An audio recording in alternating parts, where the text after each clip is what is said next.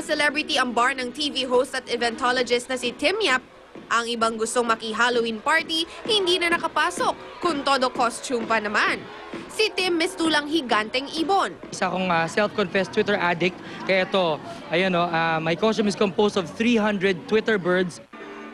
Present din sa party ang malalapit na kaibigan ni Tim na sina Raymond Gutierrez na nag-alam Mexican, si Georgina Wilson na isang bunny girl at ang presidential stylist na si Liz Uy na naka-devil costume.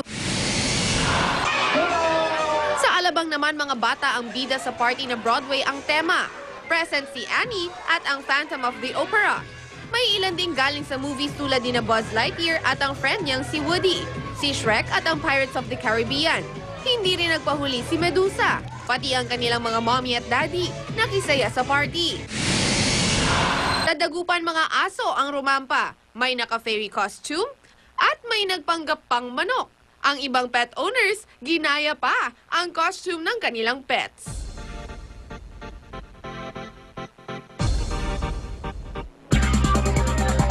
More Halloween stories from the entertainment zone sa aking pagbabalik, kaya dyan lang po kayo. Samantala, balik tayo kay Connie. Salamat, Luan. Tahimik pa ho ang sitwasyon sa Batangas Port ngayong umaga, pero inaasahan ang pagdagsa naman sa mga magsisiuwian pabalik ng Maynila mamayang gabi. At may live report si Rida Reyes tungkol dyan. Rida?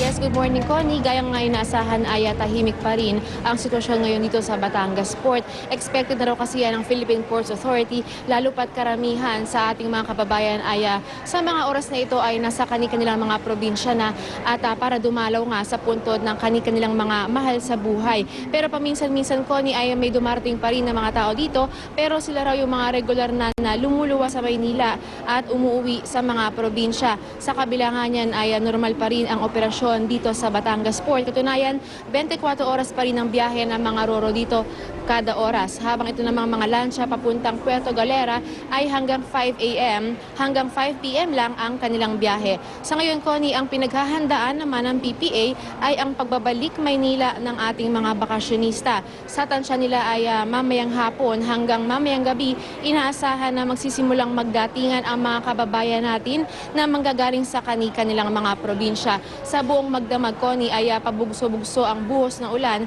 na ating naranasan dito sa Batangas Port. Sa kabila nga niyan, ay tinitiyak naman ng pamunuan ng port na ligtas pa rin na bumiyahe ang ating mga sasakyang pandagat at patuloy pa rin ang koordinasyon nila sa pag-asa hinggil nga sa pinakahuling lagay ng panahon. At yan muna ang pinaka-latest mula dito sa Batangas Port. Connie? Maraming salamat, Rida Reyes. Nag-uulat ng live mula naman sa Batangas Port. Kamustahin natin ang UH Ondas Helpline. At tarong po ating kasamang si Lin Ching. Lin. Maraming salamat sa iyo, Igan. At syempre kasama nga natin sina Chris, si Jason at si Miss Nora. No? So tatanungin natin kung ano nga ba mga tawag na natatanggap nila since this morning. So Chris, kamusta na ang mga pagtanggap natin ng tawag ngayong umaga? So far, mga tinatanong nila kung may operations yung MRT at saka yung LRT. Okay. Sinagot naman natin na regular operating hours sila ngayon. Regular operating hours, Yes, which means that's anong oras po ang bukas? 5 to 9 9 p.m., no? 5 to 9. So tuloy-tuloy lang po ang operasyon ng LRT at MRT. So yung mga gusto bumiyahe using those, pwede na po. It's actually open already. So MRT and LRT, it's normal. Okay, Jason, so ano mga tawag naman ng problema ang natatanggap natin ngayong umaga? Well, so far, wala pa naman tayong mga problema na So, natanggap. good pa. Good Okay. naman. Lahat inquiries lang, katulad kung may coding na babukas. Oh, meron nga bang coding? I think so. Meron na kasi hindi naman na siya holiday, no? Yes, that's true. So, it's not a holiday. So may pasok nga po mga bata sa public schools, actually, di ba? Alright, thank you very much, Jason. At si Miss Nora, tulad kanina, meron pa rin po siya kausap. Sumami natin siya tatanungin. So yun po yung mga problema na tatanggap natin, yung mga inquiries na tatanggap natin ngayong umaga. So tuloy lang po ang inyong pagtawag dito po sa UH Helplines. Balik po tayo kay Igan. Maraming salamat. Hirit pa namin mamaya latest sa sitwasyon sa mga sementeryo sa Kamaynilaan. At Justin Bieber, sino kaya ang gustong makaparty sa Halloween?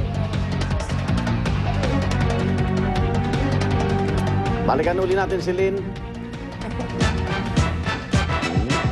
na walang agching. Salamat, Igan. At muli, kilos-kilos mga kapuso sa mga pupunta po sa Manila South Cemetery. Huwag mag-alala kahit dagsa ng mga tao doon. At meron yata nakawala mula sa South Cemetery. And dito na siya. Kung may problema, pwede kayong lumapit sa ating UH Servisyong Totoo booth kung saan nagabantay si Maring Susan Enriquez. Party Susan! Good morning, Mare! Good morning, Maring Lynn. Ako, welcome back from your vacation sa Europe. Thank you. Ano? Ito, dito tayo sa serbisyong Totoo booth ng unang hirit. Ito po, nakikita po ninyo sa harapan ko. Iba-ibang klaseng serbisyo na maaati ho nating pagkaloob sa ating mga kapuso na pupunta rito sa Manila South Cemetery. Siyempre, unang-una ho rito, meron ho tayong libreng charging para sa mga cellphone. Ayan, ba? Ang dami ho nitong outlet na to na inilagay. So kung magkakaroon ho ng problema sa inyong mga telepono dahil naubusan ng baterya, pwede ho kayo makicharge dito. Libre po yan, mga kapuso. Wala ho yung bayad. At syempre, doon sa mga kababayan natin, halimbawa, ho ay nalimutan ng bumili, hindi na makabili ng bulaklak. Bibigyan ho namin kayo ng libreng bulaklak dito. Ayan. Meron din ho kaming libreng kandila. Pumunta lang ho kayo dito sa aming serbisyong Totoo booth at mabibigyan ho namin kayo nito ng libre. Wala po itong bayad. Kung pwede din ho kayong humingi ng candy. Ayan, dahil siyempre, minsan ho ay gusto natin, meron tayong kinikendi habang naglalakad at dinahanap ang puntod ng ating mga mahal sa buhay. Meron din ho tayong mga gamot dito, lalong-lalo na sa sakit ng ulo. Pagka ho kasi ganito naghahanap tayo, sumasakit ang ulo natin. No? Kailangan meron tayong maiinom. May trash bag ho tayo dahil ang iiwan ho nitong ating pagunita ng undas ay katakot-takot na basura. So mas maganda ho na yung basura natin. Ipunin natin ng maayos at libreng hand sanitizer. Meron din ho tayong libreng maiinom na tubig dito. Pwede ho kayong pumunta dito sa aming station. Meron ho tayong mga water station dito na maaari ninyo makunan na kung kayo ay nauuhaw. At syempre kasama ho natin ang rescue ng GMA7. Ito yung ating mga volunteer from Barangay Poblacion, Makati. Ito ho yung kanilang mga gamit para sa first aid na maaaring hingin ng ating mga kapuso. So ano yung mga first aid help na maaari nilang hingin dito? Volunteers po kami para sa rescue. Yung mga offers po namin libreng BP po, pangunang lunas or first aid opo, sa minor injuries. And if kailangan po i-transport yung patient, meron po kaming ambulance sa labas na naka-standby.